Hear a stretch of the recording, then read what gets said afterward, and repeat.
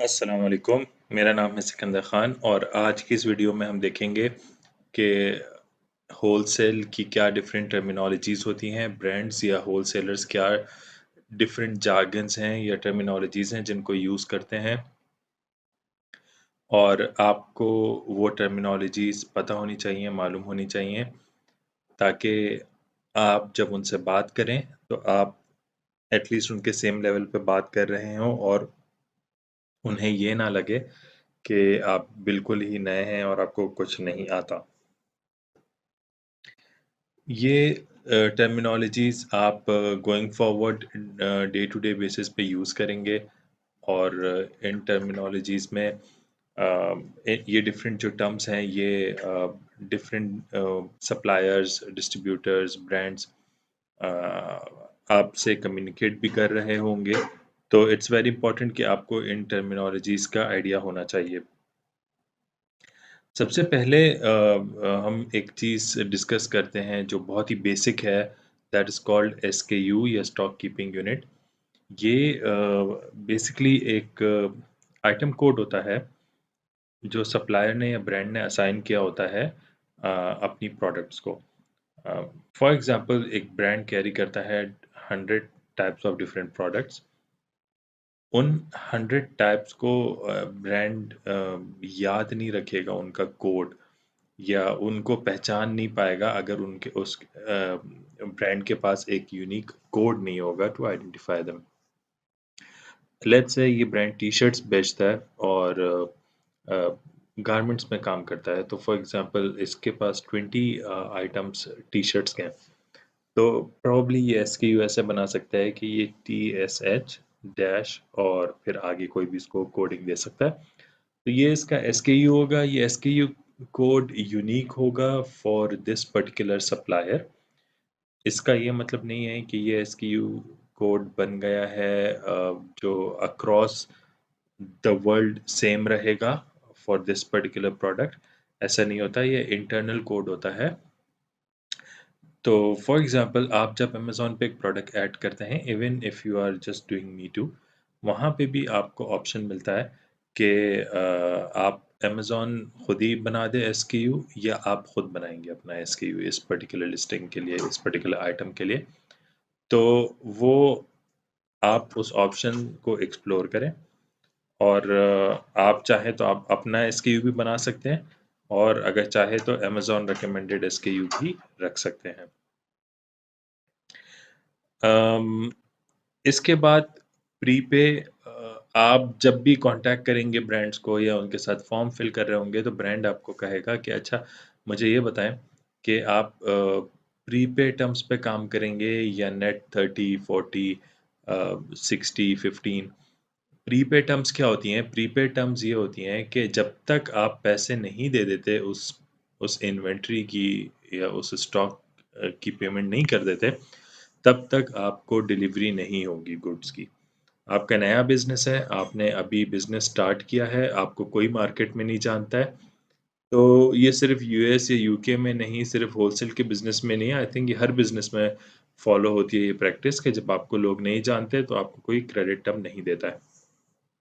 तो आप प्रीपे को सेलेक्ट करें और इसका मतलब है कि आप सप्लायर को कहते हैं कि मैं आपको हमेशा एडवांस पेमेंट करूँगा जब भी मैं ऑर्डर प्लेस करूँगा। तो ये होती है प्रीपे की टर्म। दूसरी जो नेट टर्म वग़ैरह होती है वो ये होती है कि आपको सप्लायर क्रेडिट देता है, बट वो अभी हम डिस्कस नहीं करेंगे क्योंकि वो बहुत ही रेयर है उन लोगों के लिए जो अभी बिज़नेस स्टार्ट कर रहे हैं। प्राइस शीट या एक्सट्रीम कॉमर्स के ग्रुप पे जो इसका काफ़ी लोग इसको रेफ़र करते हैं प्रोडक्ट फीड के नाम से, तो ये एक ही चीज़ है। सप्लायर के पास अपनी पूरी प्रोडक्ट्स की या जो रेंज को वो कैरी करता है उसकी एक लिस्ट होती है। वो लिस्ट अक्सर वो एक्सेल फाइल में रखता है और उस लिस्ट में वो अपना एसकेयू, प्रोडक्ट की डिस्क्रिप्शन, अब ये डिस्क्रिप्शन ज़रूरी नहीं है कि अमेज़न की डिस्क्रिप्शन से हूबहू मैच करे, इसमें फ़र्क हो सकता है। और फिर यूपीसी कोड। यूपीसी कोड क्योंकि यूनिवर्सल प्रोडक्ट कोड है तो वो आपका मैच करना चाहिए अमेज़न के प्रोडक्ट अमेज़न पे जो यूपीसी कोड है उससे मैच करता है। इसके बाद केस पैक क्वांटिटी होती है, वो केस पैक, एमएसआरपी और मैप, ये हम आगे डिटेल में देखेंगे। और होलसेल प्राइस कि आपको किस प्राइस पे पर्टिकुलर प्रोडक्ट वो सेल करेगा। तो ये एक एक शीट होती है जो हर सप्लायर ही तकरीबन मेंटेन करता है, और वो आपको शेयर करता है जब आपका अकाउंट ओपन हो जाता है। मोस्टली तभी शेयर की जाती है जब आपका अकाउंट ओपन हो जाता है। केस पैक, केस पैक क्या होता है? केस पैक ये चीज़ है कि आपने कार्टन्स देखे होंगे, तो कार्टन्स के अंदर एक पर्टिकुलर स्टॉक कह लें, एक पर्टिकुलर एसकेयू कह लें, उस पर्टिकुलर एसकेयू का एक कार्टन बन जाता है। तो एक कार्टन में लेट्स से आपने शैम्पू का कार्टन देखा है, तो वो शैम्पू का केस पैक बन गया है। वो एक केस है या बॉक्स है या कार्टन है, जिसके अंदर उस शैम्पू के मल्टीपल यूनिट्स हैं। तो उसको केस पैक कहते हैं। केस पैक क्वांटिटी क्या होती है कि let's say 10 units of shampoo आपको एक केस पैक में या एक बॉक्स या कार्टन में मिलेंगे। अब केस पैक क्वांटिटी से क्या मुराद है कि सप्लायर अगर आपको ये कहता है कि we work on case pack quantity basis, इसका मतलब है कि फॉर एग्जांपल एक केस पैक में 10 यूनिट्स हैं, ये 10 शैम्पू की बॉटल्स हैं, तो आपको केस पैक ही लेना पड़ेगा। इसका मतलब यह है कि आप या तो 10 ले सकते हैं या 20 बॉटल्स ले सकते हैं। आप 15 बॉटल्स नहीं ले सकते। आप 1 एंड हाफ केस पैक नहीं ले सकते। आपको फुल केस पैक क्वांटिटी में ही डील करना होगा। तो आपकी मर्जी है, आप 10 लें या आप 20 लें। तो ये है case pack quantity. First order minimum, जब आपका अकाउंट सक्सेसफुली सेटअप हो जाता है, सब कुछ ओके हो जाता है, सारी डॉक्यूमेंटेशन हो गई, जस्ट अकाउंट अब फाइनल स्टेज पे पहुंच गया और अब आपको ऑर्डर प्लेस करना है।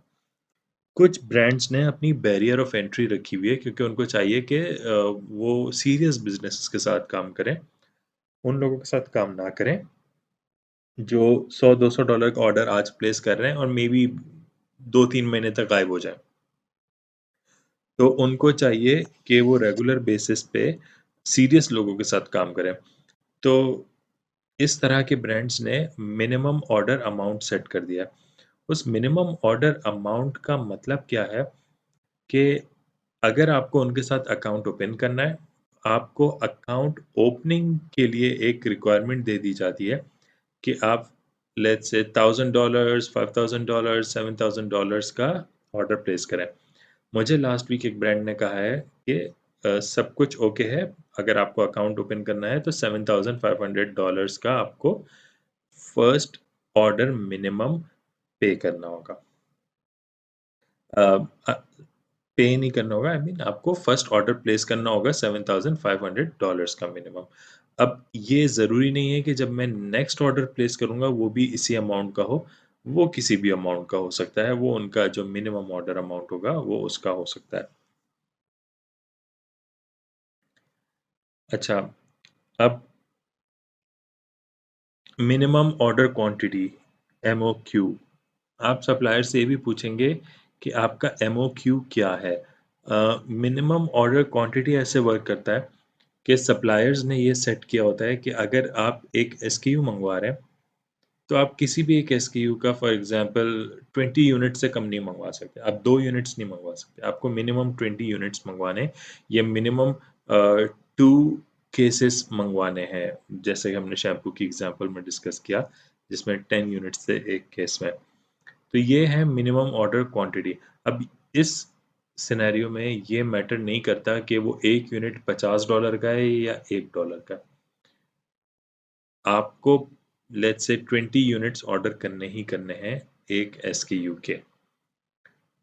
और या ये भी कह सकता है कि आप चाहे मिक्स कर लें, लेकिन आपको टोटल ऑर्डर में जो टोटल क्वांटिटी होनी चाहिए वो लेट्स से 100 यूनिट्स की होनी चाहिए। 100 यूनिट से कम क्वांटिटी नहीं होनी चाहिए आपके टोटल ऑर्डर की। तो ये एक और एक और कंडीशन होती है या एक और सिनेरियो होता है। ये सप्लायर टू सप्लायर वेरी करता है, कौन किस तरह से डील कर रहा है। क्वांटिटी के अलावा मिनिमम ऑर्डर अमाउंट भी होता है। मिनिमम ऑर्डर अमाउंट क्या होता है कि वो आपको कहता है कि सप्लायर कहता है मैं कुछ नहीं कह रहा, आपकी मर्ज़ी है। आप $5 वाले 100 आइटम्स ऑर्डर कर लें या $50 वाले 10 आइटम्स ऑर्डर कर लें। It's up to you. लेकिन मुझे चाहिए कि आप मिनिमम ऑर्डर अमाउंट 500 की रखें जब आप मुझे ऑर्डर दें। तो अब वो आप जिस तरह से आपको ठीक लगे, जो एसक्यू आपको ठीक लगे, आप उसका ऑर्डर प्लेस करेंगे उस तरह से। तो ये 2 तरीके से वर्क करता है। इसमें ऑर्डर में मिनिमम ऑर्डर अमाउंट भी होता है, मिनिमम ऑर्डर क्वांटिटी भी होती है। लीड टाइम क्या होता है कि आपने अगर आज सप्लायर को ऑर्डर दे दिया या ब्रांड को ऑर्डर दे दिया और लेट्स से वो ब्रांड मैन्युफैक्चरर भी है, अब वो आपका आपका जो ऑर्डर है उसको प्रोसेस करेगा, उसको प्रोसेस करने के लिए वो उसको मैन्युफैक्चरिंग कर रहा है या उसका बैच रन कर रहा है। उसके बाद लेट्स से वो अपने फैक्ट्री से वेयरहाउस भेज रहा है, वेयरहाउस से डिलीवरी हो रही है आपके वेयरहाउस पे या आपके प्रेप सेंटर पे, आपके प्रेप सेंटर से वो प्रेप होता है, फिर वो अमेज़न पे जाता है। तो इस सब प्रोसेस में टाइम लगता है, उसको कहते हैं लीड टाइम। तो आपको ये कैलकुलेट करना होगा कि अगर आप आज ऑर्डर देते हैं, तो ये इन्वेंट्री अमेज़न पे लाइव कब होती है। उसके हिसाब से आप अपनी प्लानिंग करेंगे कि लेट्स से 3 वीक्स का टाइम लगता है अगर मैं आज ऑर्डर देता हूँ, तब से लेके इस इन्वेंट्री को अमेज़न पे लाइव होने तक। तो इसको कहते हैं लीड टाइम। इस लीड टाइम की आपको इस लीड टाइम का आपको ख़्याल रखना होगा और ये इन्वेंट्री मैनेजमेंट के लिए काफ़ी इम्पोर्टेंट है। आउट ऑफ स्टॉक या ओओएस क्या होता है कि आपको जब प्रोडक्ट फीड मिलती है तो उसमें आपको कुछ आइटम्स ऐसे दिखते हैं जो सप्लायर अभी भी बेच रहा है, वो उसने डिसकंटिन्यू नहीं किए हैं, लेकिन वो करंटली उसके पास नहीं है, उसके स्टॉक में नहीं है, आउट ऑफ स्टॉक है या ज़ीरो क्वांटिटी ऑन हैंड है। तो उन आइटम्स के लिए उसने या ओओएस लिख दिया होता है या ज़ीरो क्वांटिटी ऑन हैंड लिख दिया होता है। तो ऐसे ही ऐसी ऐसी पर्टिकुलर प्रोडक्ट्स जो आप जिसमें इंटरेस्टेड हैं लेकिन अभी सप्लायर आउट ऑफ स्टॉक है, तो उसके लिए हमारे पास ऑप्शन होता है और आप ऑर्डर करना चाहते हैं तो उसके लिए हमारे पास ऑप्शन होता है बैक ऑर्डर का। बैक ऑर्डर क्या होता है कि आप सप्लायर को कहते हैं कि ठीक है, आप अभी आउट ऑफ स्टॉक हो लेकिन आप मेरा ऑर्डर प्लेस कर दो। अब जब भी इन स्टॉक हो, आप मुझे दे देना। जो भी मेरा ऑर्डर है, जो मेरी क्वांटिटी आप वो मुझे दे देना। तो इसको यूजुअली 2 तरीके से सप्लायर्स प्रोसेस करते हैं। एक ये होता है कि वो आपको ऑर्डर प्लेस कर देते हैं, बैक ऑर्डर। जैसी इन्वेंट्री आती है, सिस्टम ऑटोमैटिकली प्रोसेस भी कर देता है और वो वेयरहाउस को नोटिफ़ाई भी हो जाता है और वहाँ से शिप भी हो जाता है। आपको ईमेल आ जाती है कि आपका ऑर्डर प्रोसेस हो गया। दूसरा सिनेरियो ये होता है कि वो आपको ईमेल करते हैं कि इन्वेंट्री आ गई है, अब आप क्या चाहते हैं? क्या आप स्टिल इंटरेस्टेड हैं या हम किसी और को दे दें? तो ये आप अपने सप्लायर से कंफर्म करेंगे कि वो बैक ऑर्डर पे किस तरह से काम करते हैं। कुछ एडवांस जैसे आप बैक ऑर्डर प्लेस करते हैं, इवन अभी आपको कोई गुड्स नहीं डिलीवर में, वो चार्ज कर देंगे आपको। कुछ 50% करते हैं, तो अगेन इट वेरीज़। तो आप उनसे कंफर्म करेंगे क्योंकि अगर आपको आज चार्ज हो गया और आपको 3 महीने तक इन्वेंट्री ही नहीं डिलीवर हुई, तो वो भी आपका नुकसान है कि आप उस पैसे को 3 महीने तक रोलिंग कर सकते थे। डिलीवरी विंडो अब ये रिटेलर्स यूजुअली एक डिलीवरी विंडो रखते हैं कि उसमें जैसे रिटेलर्स के पास वेयर हाउसेस होते हैं या रीसेलर्स के पास वेयर हाउसेस होते हैं, तो उन वेयर हाउसेस में उन्होंने दिन तय किए हुए होते हैं कि डिलीवरी डेज ये वीक में मे बी 3-4 डेज होते हैं और टाइम भी उन्होंने अलॉट किया होता है कि 12 to 4 या 12 to 5 ये होगा डिलीवरी टाइम। वो इसलिए रखते हैं कि वो ये नहीं चाहते कि 24 घंटे ट्रक्स आ रहे हैं और अनलोडिंग चल रही है और स्टॉक आ रहा है। तो वो डिलीवरी टाइम देते हैं ताकि उस सिर्फ़ उसी पर्टिकुलर टाइम पे अनलोडिंग हो और जो डिलीवरीज़ आ रही है वो उसी टाइम पर आए। वेयरहाउस स्टाफ उसको रिसीव करे। उसके बाद वाले जो आवर्स है उस पे वो लोग उसको बिन्स में, रैक्स में जिस तरह से भी उसकी अलॉटमेंट करनी है वो करना स्टार्ट कर दें ताकि उसके लिए भी उनके पास टाइम हो।